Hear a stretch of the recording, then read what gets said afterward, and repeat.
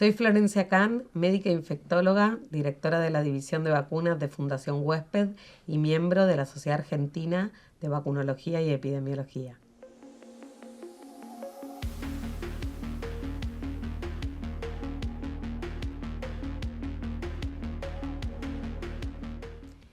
Bienvenidos a el ciclo Los derechos que supimos conseguir. En esta oportunidad vamos a hablar del derecho a la salud, así que estamos acá con Florencia Can, médica infectóloga por la Universidad de Buenos Aires, miembro de la Sociedad Argentina de Vacunología y Epidemiología y también de la Fundación Huésped. Fue asesora presidencial durante la pandemia y escribió el libro Yo médica, yo paciente. Bienvenida, Florencia. Bueno, muchas gracias por la invitación. Bueno, vamos a romper el hielo. En primer lugar, preguntarte, ¿qué es el derecho a la salud? Bueno, el derecho a la salud es todo aquello que garantiza sobre todo el acceso de todas las personas a poder tener un cuidado de su salud independientemente de la situación socioeconómica que estén atravesando. En Argentina el sistema de salud es bastante complejo porque viste que hay obras sociales prepagas y está el sistema público de salud, además está el PAMI, con lo cual es complejo, pero el derecho a la salud lo que garantiza es eso, que toda persona que habite el suelo argentino pueda tener acceso al cuidado de su salud. Por supuesto que en este sistema de salud tan heterogéneo se dan situaciones de mucha inequidad, por lo cual, bueno, las personas que menos tienen son las que siempre terminan un poco como siendo víctimas de la burocracia y de un montón de cosas que atentan contra el cuidado de la salud de las personas. Entonces, bueno, así es como que también las situaciones económicas, políticas o de coyuntura pueden hacer que mucha gente se caiga del sistema y deje su salud en un segundo plano y no pueda hacer cuidado de ella, cuando lo más importante que tenemos es nuestra salud para poder disfrutar de la vida, ¿no? Sí, quería preguntarte también sobre estas situaciones de gente que tal vez se levanta muy temprano, a la madrugada, tienen que pedir un día en el trabajo o perder directamente lo que es un día de trabajo, un día de escuela, y va hacia un hospital, no consigue turno, pierde ese día. O sea, ¿cómo crees que capaz se puede mitigar eso o cómo hacer un poco más inclusivo nuestro sistema? Bueno, sí, de hecho tenemos un sistema que está bastante obsoleto, sobre todo en lo que es la salud pública. De a poco se van instrumentando algunas cuestiones que tienen que ver con la posibilidad de sacar un turno online, de, digamos, tener que evitar hacer estas colas desde las 5 de la mañana, pero bueno, seguimos dependiendo de tener un dispositivo, de tener acceso a internet, digamos, sigue siendo complejo, pero creo que bueno, que a lo que tendemos es hacia una simplificación y hacia evitar estos sistemas que no tienen ningún sentido. De todas maneras, un tema que hay que replantearse en cuanto a la salud pública, por lo menos en la ciudad de Buenos Aires, tiene que ver con que todo funciona de mañana. Vos vas a un hospital público después de la 1 o 2 de la tarde y ya hay muy poca gente y la atención debería ser, digamos, en un horario mucho más amplio para que las personas que trabajan no tengan que elegir entre cuidar su salud o asistir a su trabajo, ¿no? Sobre todo en este contexto tan complejo. Claro, sí, sí, que también igual supongo que eso tiene que ver con la precariedad que hay en los sueldos de los trabajadores y las trabajadoras de salud, principalmente de los hospitales públicos. Sí, sí, sí, totalmente. A ver, hay mucha precarización laboral en todo lo que es, digamos, los que somos trabajadores de la salud. Hay pluriempleo. En general, las personas tienen 2, 3 o 4 trabajos Claro. para poder, entre toda esa sumatoria, llegar a un sueldo digno, cuando lo ideal o lo que uno ve en países más desarrollados es que, bueno, por ejemplo, los médicos, las médicas tienen un trabajo, trabajar en un hospital la jornada completa y tienen la posibilidad de hacer asistencia, docencia e investigación con un solo sueldo. Eso en Argentina es muy difícil de lograr porque, bueno, por esto que hablamos de la precarización. Y cuando hablo de equipo de salud no me refiero solamente a médicos, me refiero también a enfermería, kinesiología, Sí, obvio. bioquímicos, personal de limpieza, personal administrativo. Bueno, digo, es mucho más amplio, mucho más complejo, pero bueno, creo que un poco durante la pandemia de COVID-19 entendimos lo importante y esenciales que somos los trabajadores de la salud, ¿no? Sí, sí, lo importante y lo esencial que son los trabajadores que necesitamos de esos trabajadores, o sea, desde un médico hasta un empleado de limpieza, para poder seguir brindando ese servicio. Y también creo que en pandemia entendimos un poco lo que tiene que ver con la importancia de la salud pública y de un Estado, aunque sea presente en la salud. Lo digo por todo lo que pasó con las vacunas y demás, que si bien hubo muchas quejas, fuimos uno de los primeros países en Latinoamérica en tener una gran cantidad de vacunados. Sí, es interesante lo que pasó durante la pandemia porque digamos, los que formamos parte del equipo de salud pasamos el 20 de marzo a ser aplaudidos, ¿se acuerdan? A las 8 o 9 de la noche Sí, salían sí. todos a aplaudirnos en los balcones y hasta nos emocionamos. A mí se me cayó una lágrima, digo, de wow, digo, el apoyo de la gente. Y más o menos a las 2 semanas ya nos estaban escrachando en los Sí. ascensores porque no querían que nosotros llevásemos el virus a los edificios. Entonces hay un poco, ¿no? Esta cosa un poco fugaz, ¿no? Las cosas en este país todo sucede tan rápido y suceden tantas cosas que uno no llega a procesar y ya eso cambió. Y respecto a lo que fue de las vacunas, y es verdad que en Argentina pudimos, ya antes de que termine el año, vos pensás que cuando ni siquiera se había cumplido un año que se había descubierto este nuevo virus, ya teníamos nosotros para fines de diciembre las primeras vacunas, y la verdad que eso es súper importante porque después uno puede discutir un montón de cuestiones en el medio, pero las vacunas son las que cambiaron el curso de la pandemia. Si ahora nosotros podemos hacer esta entrevista sin barbijo, podemos hacer una vida normal, podemos ir a recitales, al cine, al teatro, juntarnos con amigos sin barbijo, es gracias a las vacunas que cambiaron el curso de la pandemia. Entonces me parece que en definitiva eso es con lo que nos tenemos que quedar, porque eso es lo que nos cambió la vida en definitiva. Claro. Más allá de que creo que la pandemia es una herida que todavía no terminó de cicatrizar, digo, una herida que tenemos todos nosotros, porque fue traumático, entonces todavía estamos como con el estrés postraumático de la pandemia, todo lo que nos dejó, y es así que ahora hay un poco como una negación, ¿no? Como, bueno, no me hables del COVID, no quiero saber nada del COVID, por más que me expliques que me tengo que dar una dosis de refuerzo por año, no quiero saber nada del COVID. Entonces hay una negación porque nos remite a una etapa muy dolorosa donde todos la pasamos mal, porque digo, hay mucha gente que dice, ay, yo estaba encerrada en mi casa, sí, pero nosotros los médicos estábamos laburando, yendo todos los días a ver pacientes febriles, pacientes que podían tener COVID y con el miedo, el pánico de por ahí de contagiarnos y llevar el virus a nuestra casa. Entonces, nadie la pasó bien, nadie la pasó bien. Fue una época muy difícil para todos, para todas.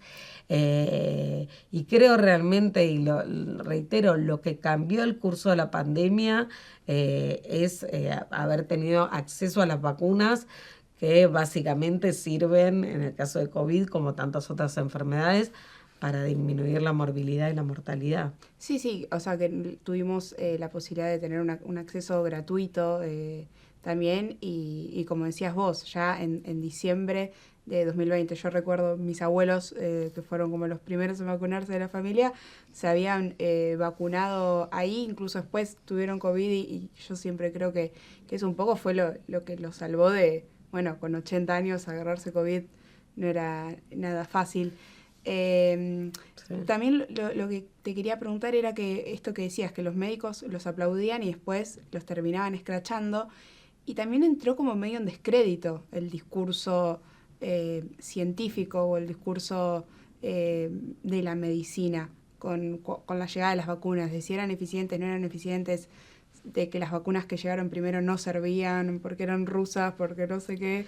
¿Qué pensás de eso? Bueno, a ver, ahí hay como mucho para decir. Por un lado, me parece que al principio, cuando todo esto, digamos, comenzó, había una cuestión, digamos, de la naturaleza de, bueno, esto es un incendio, lo tenemos que apagar entre todos, no importa cuál sea nuestra ideología, estamos todos juntos para poder solucionar este problema que nos atraviesa como mundo, porque no, Sí, ya ni sí. siquiera como Argentina. Bueno, y ahí, de hecho, yo presencié varias de las reuniones por estar en el comité asesor.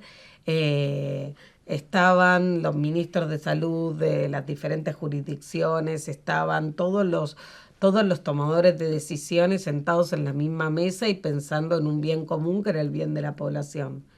Bueno, en cuanto la política metió la cola y se empezó a politizar la pandemia, ahí es donde para mí empezó toda la debacle, porque ya no pensamos desde un criterio de salud y de cuidado de la salud, sino que pensamos en otros intereses. Sí.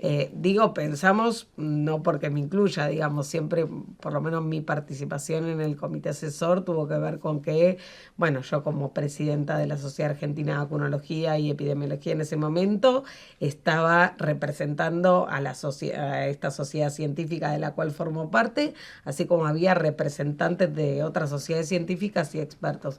Nosotros hacíamos un asesoramiento técnico que no tenía, digamos, no era vinculante con las decisiones que se tomaban, pero sí Claro. dábamos nuestro punto de vista técnico. Ahora, después, esto que te digo, ¿no? Cuando ya se empezó a meter la política, la ideología, esto de le pido pasaporte a las vacunas, entonces si la vacuna rusa no es buena, pero si viene de Estados Unidos es buena, y bueno, como todo, como se hablaba 24/7 en todos los medios de comunicación del tema de COVID, bueno, eso conlleva el riesgo de que empiece a hablar un montón de gente que no tiene ni idea, que no tiene la formación suficiente y se empiezan a generar las famosas fake news o noticias falsas que a veces son muy difíciles de desmentir porque siempre digamos, la desmentida nunca tiene el mismo alcance que tuvo la noticia original. Obvio. Entonces, en eso hay una responsabilidad en cómo se utilizan los diferentes medios de comunicación y a quién se le da micrófono para hablar de ciertos temas, porque la verdad, o sea, hubo incluso colegas míos médicos que pueden ser súper capos en lo que hacen, pero que no son infectólogos, que no saben nada de vacunas y que se pusieron a hablar y a decir cosas con un nivel de seguridad que si uno no está muy preparado les cree. Claro. Entonces ahí en ese punto yo creo que fue tanto que estuvo 24/7 el tema en todos los medios de comunicación que bueno, trajo consecuencias que aún hoy estamos sufriendo. Sí, sin embargo, la gente, creo que, no me gusta decir la gente, pero la mayoría de la población argentina se vacunó, o sea, no es que nos caracterizamos, creo yo, por ser un país con una baja en la vacunación, como ha pasado en otros países del mundo. A ver, ahí yo separaría dos cosas. Ok. Lo que es el esquema primario, lo que Sí. son las primeras 2 o 3 dosis, que fueron las que nos aplicamos durante todavía la pandemia, durante 2021, 2022. El esquema primario sí, lo recibió más del 90% de la población, digamos, de la población que podía vacunarse, ¿no? Pero después cuando uno ve lo que pasa con la dosis de refuerzo y lo que pasa ahora, la caída fue Claro. estrepitosa. Entonces, ¿por qué? Porque muchas veces nos manejamos por el miedo. Cuando vemos que hay muchos casos o incluso vemos gente famosa que fallece por COVID, bueno, nos mueve el miedo y lo que queremos es ir a vacunarnos. Pero en cuanto la percepción del riesgo baja, la gente empieza a dejar de vacunarse. ¿Por qué? Porque además hay una falsa idea de pero yo me di 5 dosis, tuve 3 veces COVID, ya fue, ya está, no necesito vacunarme. Y nosotros sabemos que muy parecido a lo que pasa con gripe, las personas que tienen condiciones de riesgo para COVID tienen que vacunarse todos los años con una dosis de refuerzo. Claro. No hay que seguir contando dosis, no importa si ya tenés 7 dosis y tuviste 4 veces COVID. Si ya pasó más de un año de tu última dosis, no estás adecuadamente protegido. Entonces la idea, lo que hay que instaurar es listo, ya no cuento más las dosis, ¿no? E incluso la vacuna de COVID, que sigue siendo gratuita, muy pronto va a entrar en el calendario nacional de vacunación, claro. con lo cual va a ser gratuita, pero también va a ser obligatoria, sobre todo para aquellos grupos que tienen más riesgo de tener formas graves, hospitalizaciones o muerte por COVID. Claro, sí, bueno, y este discurso antivacunas o esta cuestión de las vacunas en general, si las tenemos que pagar nosotros, si las tiene que brindar el Estado, creo que con la cuestión del dengue resurgió un poco, hay muy poca gente vacunada por dengue y recién ahora están los estados, ya sean provinciales o de la Ciudad Autónoma de Buenos Aires, brindando soluciones para la vacuna contra el dengue. Bueno, hay varias cosas para decir. En general, Argentina no es un país que tenga un gran grupo de personas antivacunas. Lo que pasa es que hay un poco una falsa dicotomía, claro, porque el mundo no se divide en pro vacunas y antivacunas. En el medio hay un montón de gente que no es antivacunas, pero que tiene dudas, tiene preguntas, y también muchas veces desde el sistema de salud, sobre todo los médicos, no estamos pudiendo gestionar esas dudas, claro, ¿no? Entonces lo que hay que hacer es sentarse con los pacientes y escuchar. Primero explicarles por qué les indicamos la vacuna, no hacer esta cosa con este sistema médico hegemónico de yo te indico esto y vos vas y lo haces porque te lo digo yo. Eso caducó.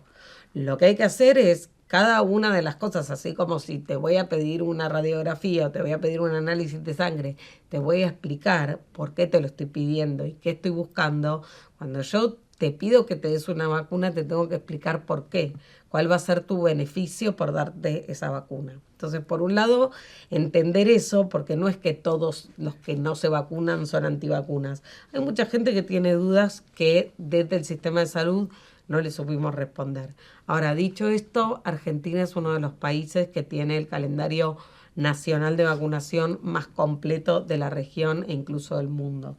Hay más de 20 vacunas para todas las etapas de la vida.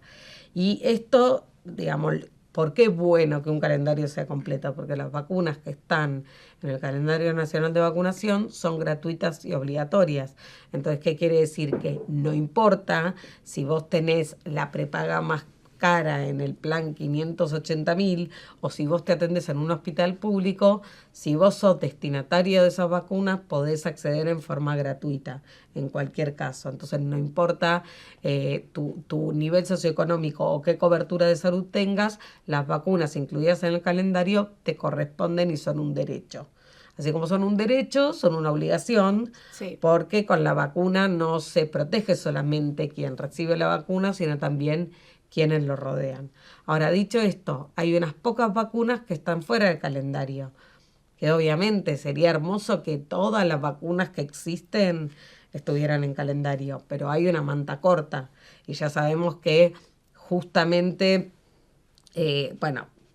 la crisis afecta a todos y bueno, los mandatarios de turno van decidiendo en qué destinar los presupuestos. Hay vacunas que son más caras que otras y puntualmente respecto al dengue, bueno, hay una vacuna que está aprobada y que como bien vos decías, hay muchas provincias que están adquiriendo las vacunas, pero no hay una compra centralizada por parte del gobierno nacional a través del Ministerio de Salud, que tiene, digamos, un rol rector, ¿no?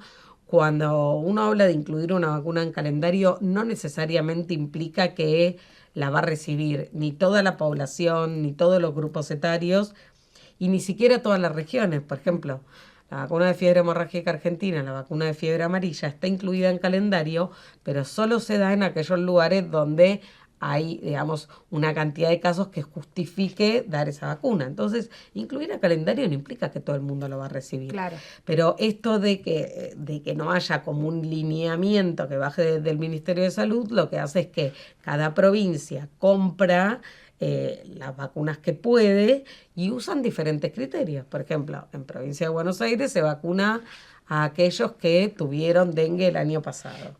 En la Ciudad Autónoma de Buenos Aires empezó de 15 a 19 años, Claro. aquellos que tuvieron dengue y aquellos que no tuvieron, y después se va avanzando en los grupos de edad.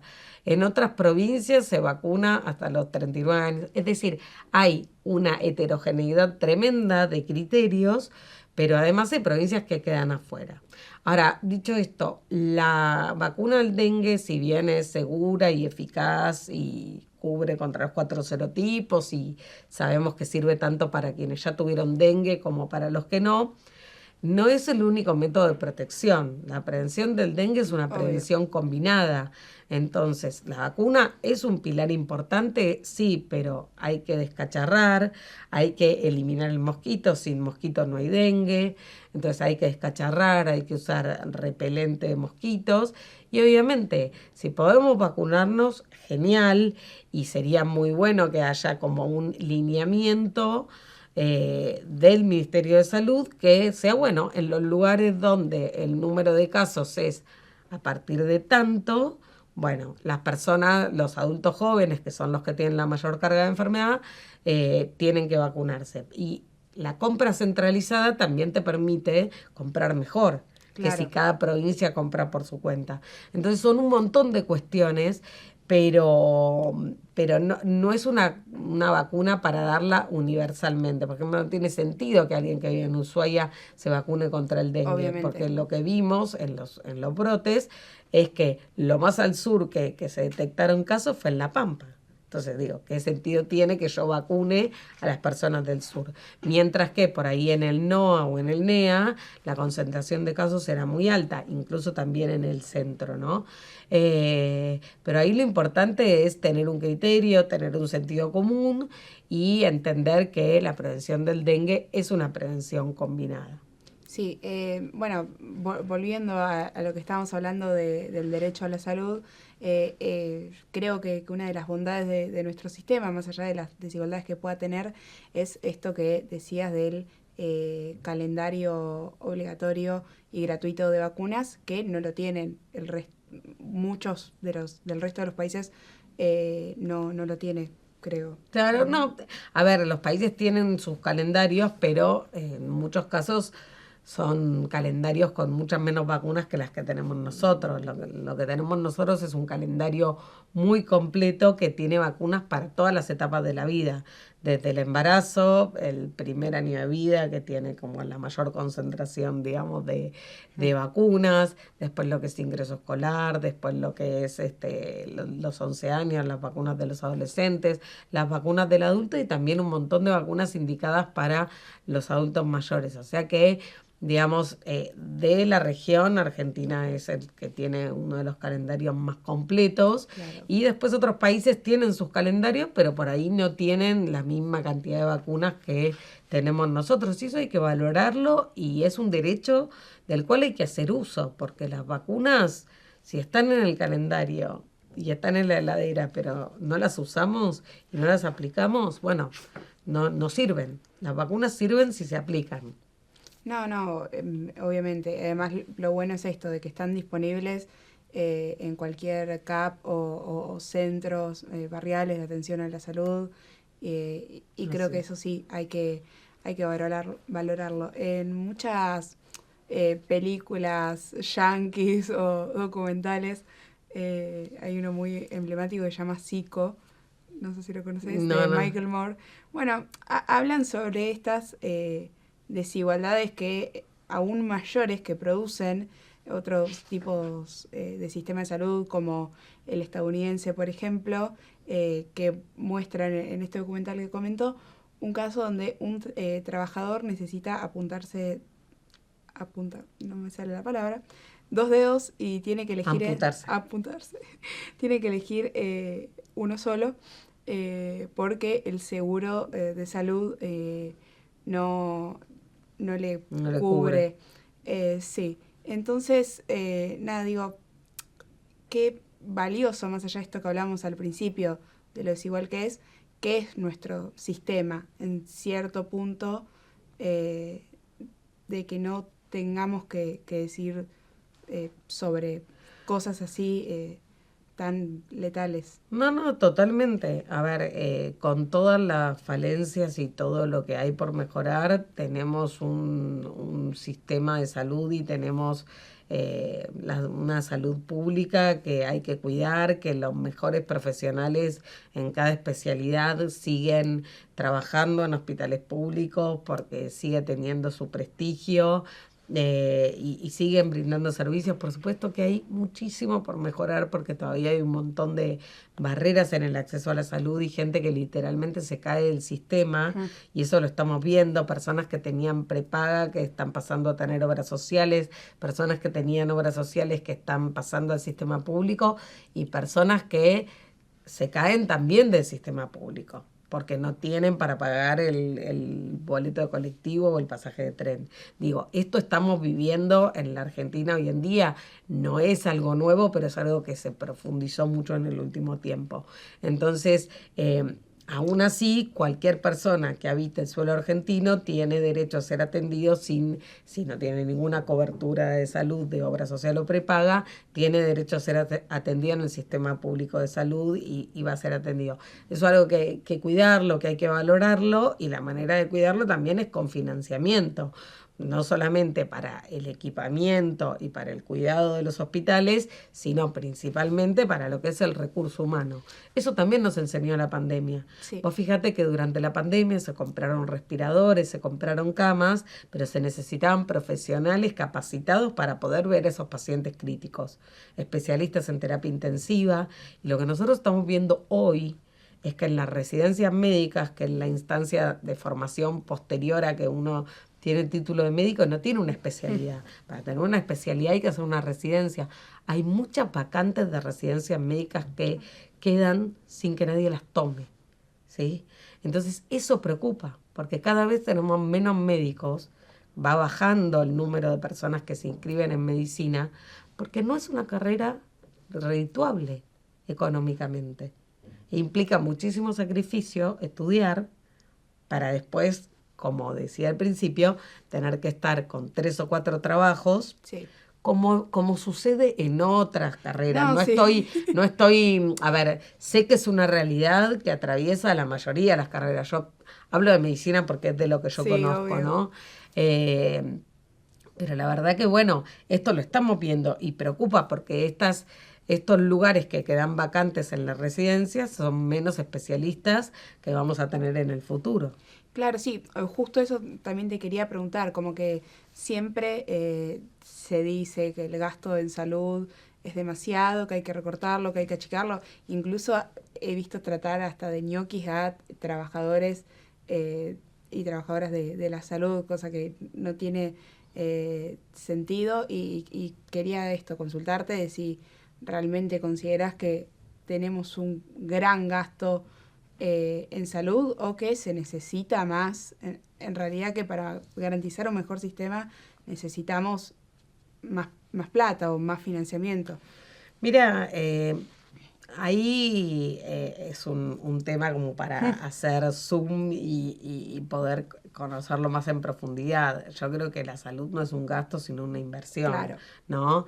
Y creo que todo lo que tienda a aumentar las medidas preventivas, todo lo que tenga que ver con disminuir el tabaquismo, la obesidad, todo lo que son factores de riesgo cardiovasculares, incluso las vacunas que justamente permiten prevenir enfermedades o las formas graves de las enfermedades, el uso racional de antibióticos, todo eso son medidas preventivas que terminan disminuyendo el gasto en salud, ¿no? Porque hay que ver, como que hay que ver la película entera, no Sí. solamente la foto.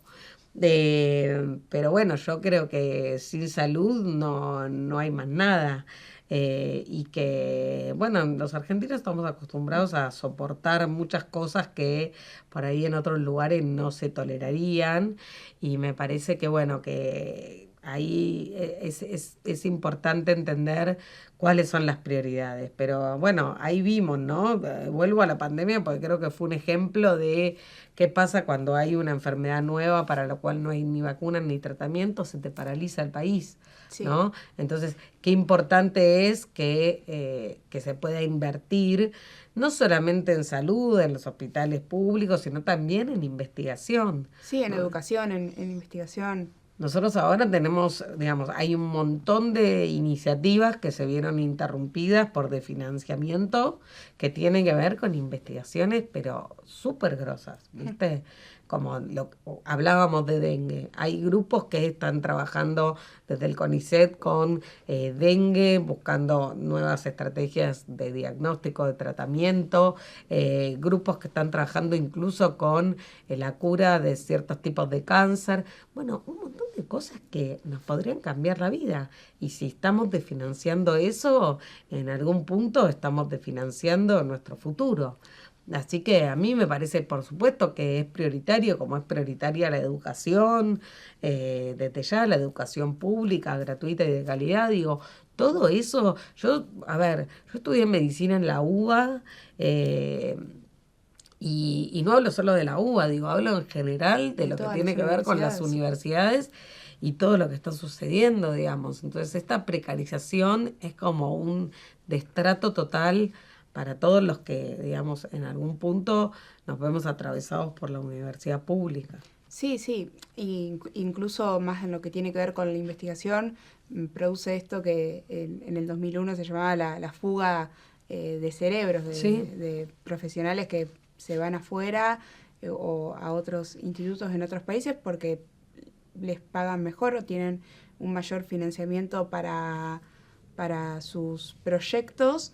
eh, pero bueno, acá podrían estar ayudándonos, porque la ciencia es eso, totalmente, la ciencia es el futuro, tenemos pero profesionales que son de renombre internacional, gente súper valorada que todavía elige quedarse acá, aún teniendo la posibilidad de ir a los mejores lugares del mundo, pero bueno, si no los cuidamos, también es lógico que en un punto decidan irse, ¿no? Y por ahí muchos de los que se quedan no pueden continuar con sus investigaciones porque están totalmente financiadas. Entonces, bueno, esas cosas la verdad que entristecen porque van en detrimento de nuestra salud y nuestro bienestar. sí. Bueno, por último, para cerrar, te quería hacer una pregunta que va un poco de la mano con todo esto y con el descrédito que capaz tiene en este último tiempo la ciencia, la medicina, esto que decías vos, el CONICET o otros, la universidad pública, que como que se las banaliza, o se dice que son ñoquis, etcétera. Surge también en redes sociales como toda una serie de influencers o creadores de contenidos que hablan y dan discursos relacionados a la medicina. Más que nada pasa con todo lo que tiene que ver con la nutrición, que hasta esto, venden cursos o servicios como ofreciendo soluciones mágicas.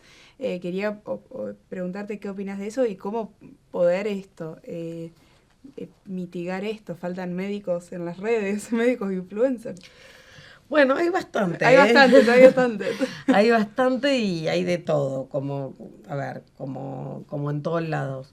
Yo creo que las redes sociales son un poco un arma de doble filo. Tiene todo lo bueno que te permite, digamos, solo con tu celular llegar a un montón de gente y poder, bueno, en la pandemia por lo menos mi experiencia fue que, bueno, a través de las redes, a través de los vivos de Instagram que hacía o el contenido que por los pocos ratos libres que me quedaban podía generar, bueno, llegar a un montón de gente, poder despejar dudas, es decir, fue una herramienta valiosísima que, bueno, un montón de gente agradece haberla tenido, no solamente yo, un montón de colegas que Sí. lo hemos usado y después eso quedó y sirve como vía de comunicación para un montón de cosas que por ahí, bueno, de otra manera la gente no se enteraría, porque también hay pocas campañas, o sea, cuando uno ve la televisión, yo veo poco televisión abierta, pero cuando uno ve un ratito, está lleno de PNT, de chivos, de productos relacionados con la salud, pero hay poca campaña de comunicación, de información en salud. Entonces, las redes te permiten esto, poder explicar determinados temas para un montón de gente al mismo tiempo, pero también hay mucho chanta. Entonces, ¿cómo hace una persona que no sabe que, bueno, por ahí tiene una persona a la que admira, a la que sigue, que le está vendiendo un producto o que le está vendiendo un curso, como decías vos? Bueno, ¿cómo hace para discernir si eso está bien o si eso es digamos, algo que no tiene ningún sustento desde la evidencia científica? Es muy difícil. Y las redes es como la vida misma, hay de todo y además hay como un vacío legal, entonces cualquiera puede decir cualquier cosa y no está regulado el contenido de lo que uno dice en las redes. Y eso lo sufrimos muchísimo, todo el tiempo. Sí, obviamente. Sí, ese es un debate que tenemos mucho acá en nuestra carrera sobre la regulación de redes que capaz en otros lados como la Unión Europea, por ejemplo, sí se están viendo mecanismos de regulación que no tienen que ver con la censura, pero sí con mitigar ciertos contenidos, ciertas fake news. También ahora en muchas redes avisa que es una fake news, eso creo que es algo bueno. Claro, porque hay, digamos, estas noticias falsas o estas cosas, digamos, lo que pueden hacer es atentar contra la salud de la población, ¿no? Vamos, si yo me pongo frente a mi celular y digo, tomen esto que les va, no sé, van a bajar 10 kilos en 2 meses y es un producto que es una estafa, y bueno, yo estoy atentando contra la salud de las personas. Claro. Entonces yo no puedo decir eso, ya ahí no es libertad de expresión, porque ahí ya estoy atentando contra la salud de las personas. Entonces yo creo que de alguna manera se tiene que poder regular, y cuando uno habla de contenido científico, de contenido médico, bueno, tiene que poner la matrícula, tiene que hacerse responsable de lo que dice porque, digamos, hay una información ahí. Después, por supuesto que nunca lo que decimos en redes reemplaza a la consulta médica. Que hay gente que le cuesta entender eso. O sea, muchos usuarios piensan que es casi como un 0800 donde está la pregunta y uno le tiene que responder enseguida. Bueno, no es así, pero creo que bien usadas son una herramienta muy valiosa. ¿Cómo crees que fue el recorrido del derecho a la salud del que hablamos? ¿Cuántos nos costó para que esté tan vulnerado por el discurso hegemónico, por así decirlo, y también por cierto destrato que se le dio a lo largo del tiempo a ese derecho? Bueno, yo creo que como todos los derechos que supimos conquistar, fue un camino arduo, fue complejo, no fue sencillo, pero con este derecho, como con todos los otros derechos, hay que cuidarlos, porque no hay que dar nada por sentado. Porque lo que hoy es un derecho, mañana puede ser una cuestión por la cual hay que luchar y que defender. Entonces, los derechos no solo se conquistan, sino que se cuidan, ¿no? Y esto lo digo porque hay un montón de otros ejemplos de derechos que parece que ya estaban instalados y discusiones que ya estaban saldadas, que sin embargo no lo están, porque se están poniendo en cuestión otra vez. Entonces, el derecho a la salud es uno de los derechos más importantes que tenemos, no lo podemos perder, yo pienso que no lo vamos a perder, pero tenemos que cuidarlo y tenemos que, nutrirlo, porque los derechos, una vez que se alcanzan, después hay que mantenerlos y hay que cuidarlos. Así que en ese sentido, creo que tenemos que valorarlos, porque me parece que somos muy, como pueblo argentino, muy de dar las cosas por sentado y de naturalizar. Y cuando uno después va a otro país, se da cuenta que hay un montón de cosas que nosotros tenemos y las tenemos incorporadas, que son gratuitas y que en otros países no es así. Entonces, bueno, lo más importante para cuidarlo es ponerlo en valor. Bueno, muchas gracias. Gracias a vos.